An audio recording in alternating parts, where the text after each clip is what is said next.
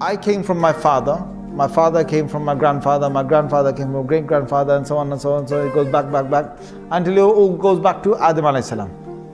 So then then Allah created Adam alayhi salam. So if you say, okay, what was before that? You say, well, the jinns were there. What was before that? Allah created the malaika. Before that, then you say, okay, what was before the malaika?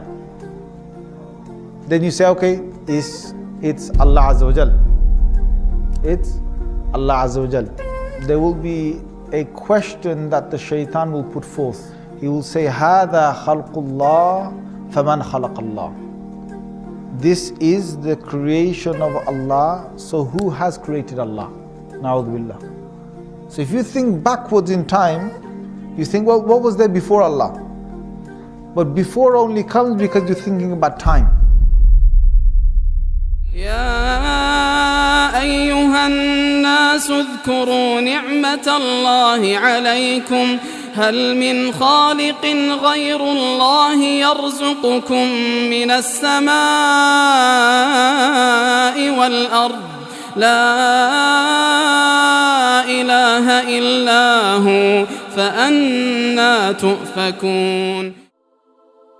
So before Allah Azza wa Jal, there is no before. That question doesn't even exist. There is no such thing before Allah. Allah was there, finished. And that's what we need to say. We can't use the human brain to understand this.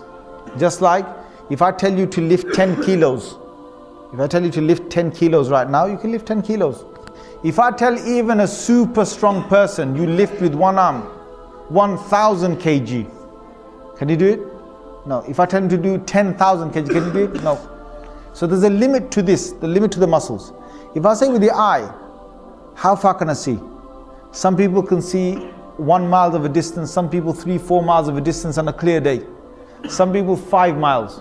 But if I tell him to see with this eye, a human eye, without any binoculars, without any telescope, without anything, to look and to see as far as 100 miles, or 200 miles. Can the human eye do that?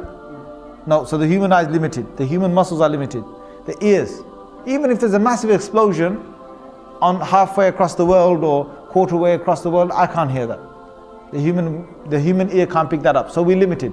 We're limited with hearing, with sight, with touching, with lifting, with walking, with energies. So we're limited with the brain. We're limited with the brain. There's so much a human can think. It's limited. So, would me and you be able to know about the unseen world, about Allah without any prophet? Yes or no? Yes or no? We can't. It's only through the prophets. So whatever the prophets now tell us about Allah, we have to trust it. The human can't bring now new arguments about Allah from himself. It won't work. Because the whole concept of Allah is not a man-made thing. Allah has sent prophets to the earth to talk about God.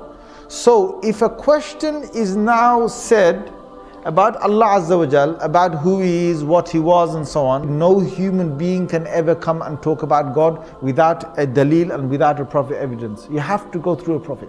So when philosophers, when scientists, when your normal ordinary human beings, they talk about God and that God must be this, God must be that, we do not accept the authority of anybody. We accept only the authority of the Anbiya, of the prophets, because they were told about God, from God, they were told who God is. So you have to go through them to find out who God is. Anyone else you will take, even if your own brain, you try and understand Allah, then you will fail.